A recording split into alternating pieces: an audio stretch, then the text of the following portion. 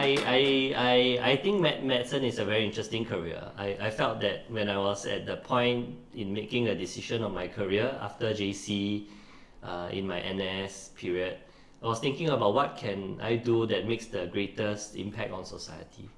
And so I felt that out of the technical arts, the technical sciences, right? You could do computing, you could do engineering, but medicine is something that marries both the art of caring for a person with the knowledge that you need for a technical skill. Yeah, so I felt medicine was something interesting for me.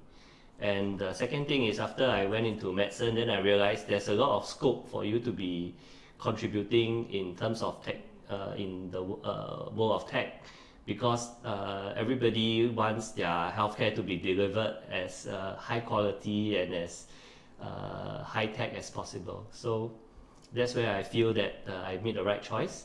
When I went into medicine, I'm able to also improve the technology, and that has really changed the practice from when I first thought about entering medicine to the medicine that I'm actually practicing right now. Right.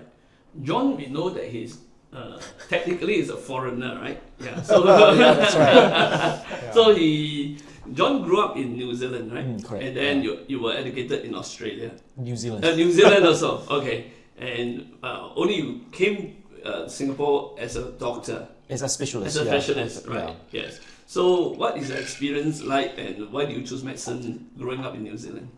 I think when I was 17 or 18 years old, trying to enter into university, I was trying to figure out myself what I wanted to do. Right. So during my final year in high school, I did a lot of fine arts, graphic design. So I was trying to aim myself to get into architecture. So I was applying for school in Melbourne, Auckland, and my dad took me to see some current architectural student at that time and asked. So my question to them was, hey, how was the job prospect? Do you enjoy life? Do you enjoy being an architect?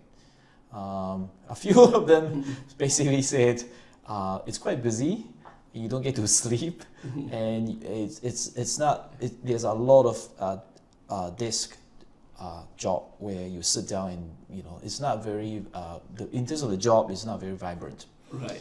So then I thought, okay, I wanted to leave the house and get away from my parents. So I learned how to grow up. So I went to Dunedin because so University of Otago at that time with my friends. So I just to get away from parents. And so at that time, my intention was doing dentistry because my dad said dentistry is quite good. You earn a lot of money and all that. But so when I get in, first year medical school was basically a health science where everybody learned the same thing. Yes. Your pharmacists, your physiotherapists, dentists, medical students, they all learn the same thing in the first year. Yeah. And then I fell in love with biology. Okay, maybe I could do biology. I never done biology in my life in high school. So I thought, okay, this is quite interesting. Maybe I just get into medicine because this is a very interesting and very wide field. Got a lot of different things you can do, and maybe I'll just do that. So I think after that, I never turned back. Right. So New Zealand have a slightly different medical school system compared to Australia or UK or Singapore.